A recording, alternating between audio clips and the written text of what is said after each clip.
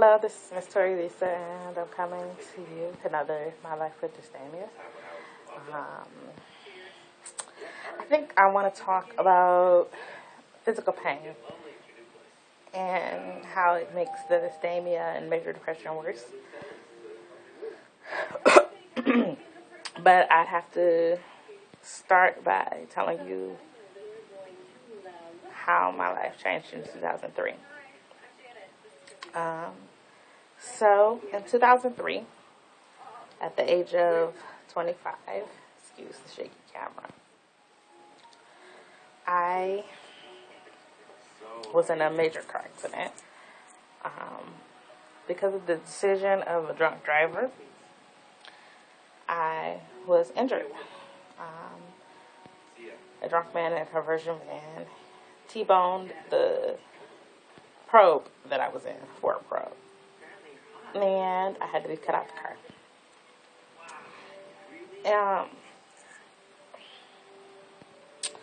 I had a stroke, what they call a quote-unquote minor stroke, which I don't know how any stroke can be considered minor.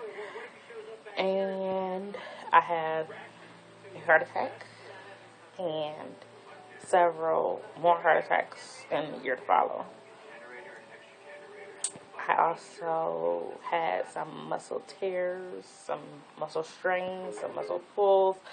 Anything to do with a muscle in my back was totally messed up. My rotator cuff on my right shoulder was messed up. I had severe headaches for a long time. My hip was displaced. My knee and ankle were badly sprained. This wasn't like a run-of-the-mill, ooh, I'm hobbling around a little bit. No, they were really bad. And a lot of other pulls and strains and deep tissue, soft tissue damage, with the result being years later, I developed arthritis. And so whenever the weather changes, I'm in a great deal of pain.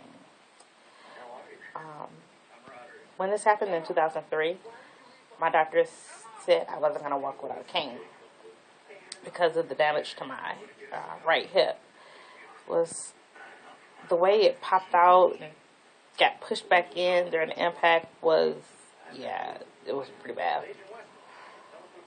I lost feeling in my right leg for several hours. And so, yeah, it's pretty messed up. And when they told me that I wasn't going to walk without a cane, I was devastated, especially because it was a 4-prong cane. This wasn't like, the average cane, you know. So for the next 3 months, I worked really hard with a physical therapist, and I was put on just the right cane, and I was so proud of myself. But I was vain, very, very, very vain, and because of my vanity, I did not want to be on any type of cane. So I worked really hard. I did yoga, stretching on my own, because after the first 3 months, I wasn't in physical therapy anymore. So I worked really hard, and within about 5-6 months, I was off my cane. I had a bad limp, but I was off my cane. So I've remained off my cane, and on the outside, I look fine, but I'm not.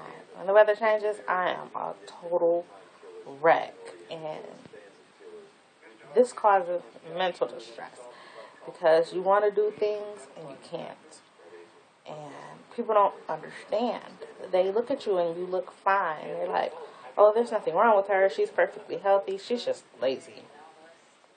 And if you watch my first video on dysthymia, you know how that makes me feel. So, yeah.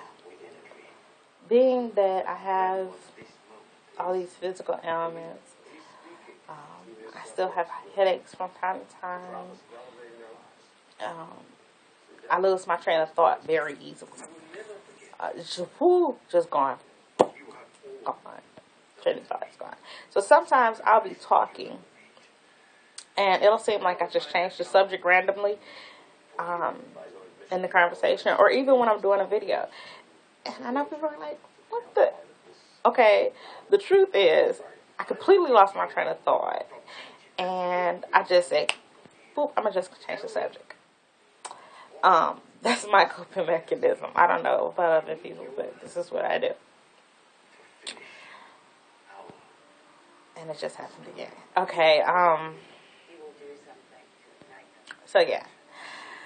These medical problems, they weigh heavily on me because I'm 34 and I have all these issues that are the issues of a much older person.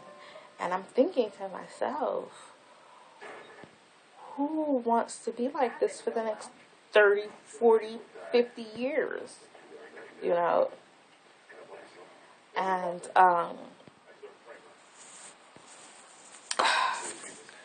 excuse me, I'm in pain at this moment. Yeah, it's a struggle to stay positive when you're dealing with constant pain. And I want people to realize that if you're not dealing with constant pain and things of that nature that you need, I would hope that you would be patient with people that are dealing with constant pain. I would hope that you would not judge them without understanding them. You know, until you've walked a mile in someone's shoes, you have no idea how many rocks and pebbles are in those shoes. So just because on the outside it looks like they're fine doesn't mean that they are fine. I spend a lot of time masking my feelings because people don't want to hear about, oh, I'm in pain, I'm in pain. If I tell people how often I was in pain, they would not believe me, basically. So, in closing, I want you to understand that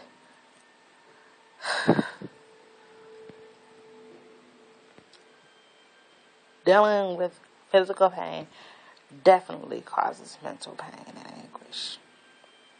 Okay, give me some feedback, rate, subscribe, and all that good stuff. I love to hear from you guys. All right, bye-bye.